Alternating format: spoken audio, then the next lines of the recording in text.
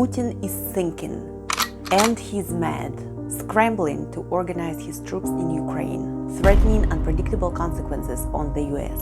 Keep watching as we talk about what he's gonna do next, who can stop him, and how to talk about it in Russian. Moscow is the capital of Russia. In Russian it's Moskva. Say it with me, Moskva. Moskva is also the name of Russia's flagship that was just sunk by Ukrainian missiles out in the Black Sea.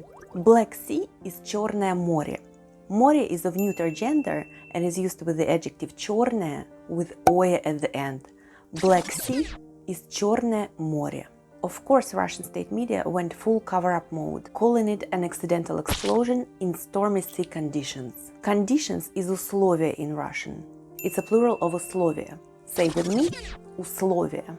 Despite all that, Putin's army retaliated by carrying out a strike on a factory in Kiev that produces anti-ship missiles. Kremlin issued a letter of protest to the US for providing military equipment support to Ukraine.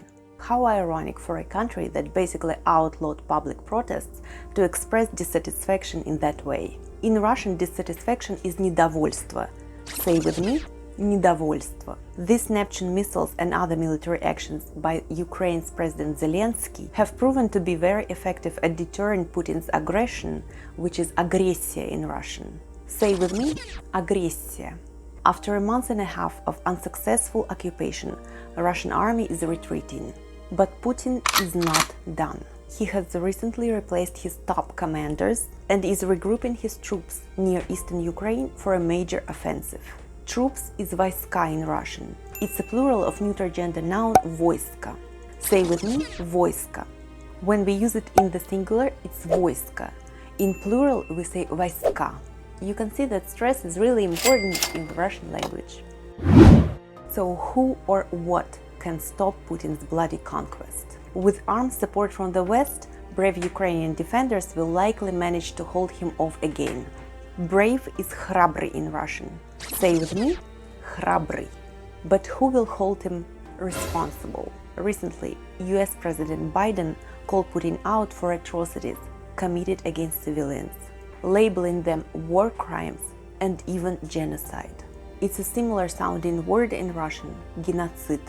And as a Russian, I shudder at the thought that my countrymen are capable of it. Inside Russia, Putin made sure there is only one party, ЕДИНАЯ РОССИЯ, that runs it all, in Moscow and in the regions. ЕДИНАЯ РОССИЯ means United Russia. Say it with me, ЕДИНАЯ РОССИЯ. Anyone that goes against it either fails miserably, or if at all successful, is jailed or worse. One notable exception is Alexei Navalny. Not only did he inspire massive protests, but promoted a smart voting system designed to subvert United Russia's dominance regionally, making Kremlin irrelevant without having to bring Putin down. As you can expect, Putin didn't like Navalny's plan to institute actual democracy. So the charismatic opposition leader was jailed, poisoned, which he survived, and left the country.